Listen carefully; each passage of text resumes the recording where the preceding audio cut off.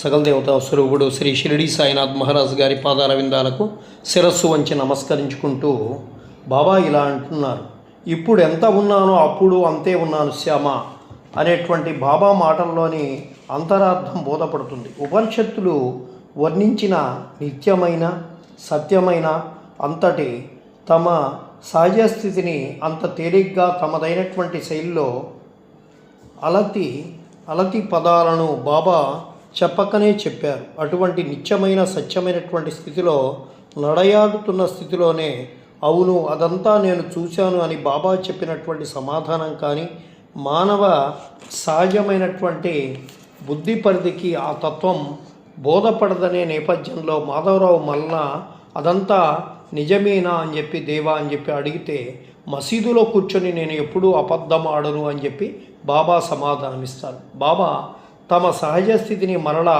నొక్కి వక్కాణించారు. అటువంటి నిత్యమైన సత్యమైన సహజ స్థితిలో నడయాడటాన్ని బాబా తనదైనటువంటి నర్మగర్భ శైలిలో మసీదులో కూర్చుండగా చెప్పాను అని చెప్పి అత్యద్భుతమైనటువంటి అతి నిగూఢమైన బాబా మాటలు చలమలో లోతుకు వెళ్ళే కొద్దీ సత్యబోధ అనేటువంటి జలం ఊటలుగా ఊరుతుంది. బాబా ఎన్నో సందర్భాలలో తమ సహజ స్థితిని ఎంతో యథాలాపంగా కానీ నర్మగర్భంగా కానీ చెప్పేవారు. ఉదాహరణకి ఒకసారి బాగోజీ షిందే అనేటువంటి భక్తుడు ఏదో సందర్భంగా బాబా బాగా వండినటువంటి పండిన కంకిని తెమ్మంటారా అని చెప్పి అడుగుతాడు. అందుకు బాబా నాకు వద్దు బువా అని సమాధానం ఇస్తారు.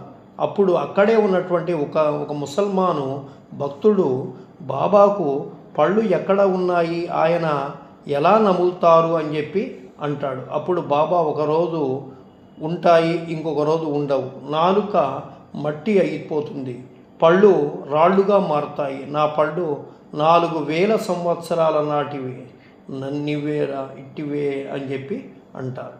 సగుణ సాకారం పొందినప్పుడు ఒక రోజు అంటారు, నిర్గుణ నిరాకార స్థితిలో అంటే ఇంకొక రోజు ఉండవు, మట్టి రాళ్ళు చిరాయువులు మృత్యువు లేనివి, రూపు మార్చుకుంటాయేమో కానీ శాశ్వతంగా ఉంటాయి. అటువంటి ఉపమానాలతో నర్మగర్భంగా బాబా తన సహజ స్థితిని ప్రకటితం చేశారు.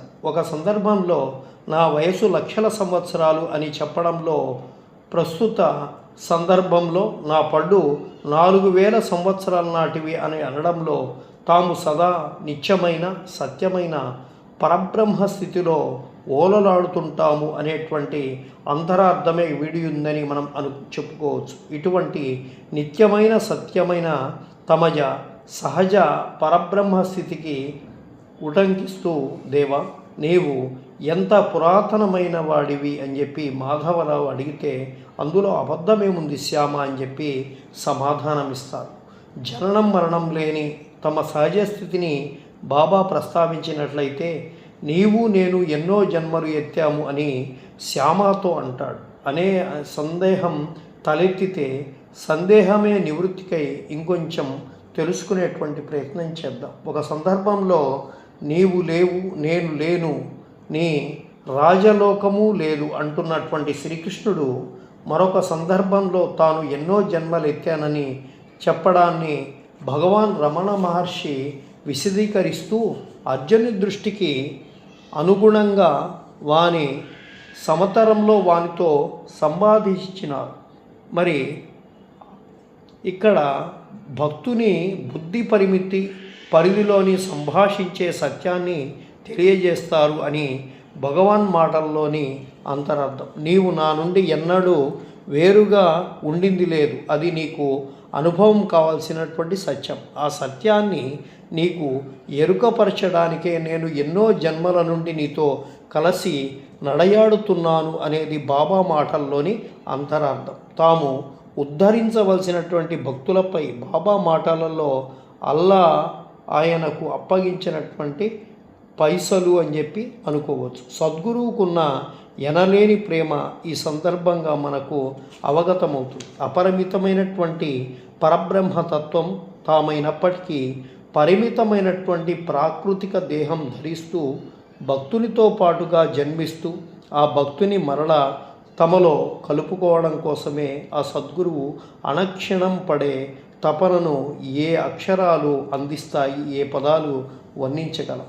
జన్మ ఎత్తడం అనేది మాధవరావు శ్యామకి పార్శ్వంలో మాధవరావు స్థితికి దిగివచ్చి బాబా చెప్పినటువంటి మాట. ఒక సందర్భంలో బాబా, నేను పుట్టినప్పుడు నా తల్లి తనకు కుమారుడు కలిగినందుకు ఎంతో సంబరపడింది. నా మటుకు నేను జన్మించింది ఎప్పుడు, అంతకు ముందు మాత్రం నేను లేనా అని చెప్పి అనుకునేవాడిని అని. ఈ విధంగా ప్రాకృతిక దేహంలో పుట్టిన తమ సహజ స్థితిలో సదా ఓలలాడే ఆ సచ్చిదానందమూర్తికి జన్మమరణాలు ఎలా ఆపాదించగలం? అన్నింటికీ అతీతమైన మరియు ఆధారమైన ఆ సగుణ సాకార సచ్చిదానంద పరబ్రహ్మం ఏం చేసినా ఏం మాట్లాడినా భక్తుల కోసమే, భక్తోద్ధరణ కోసమే అని చెప్పి మనం చెప్పుకోవచ్చు. శ్రీ సచ్చిదానంద సద్గురు సాయినాథ్.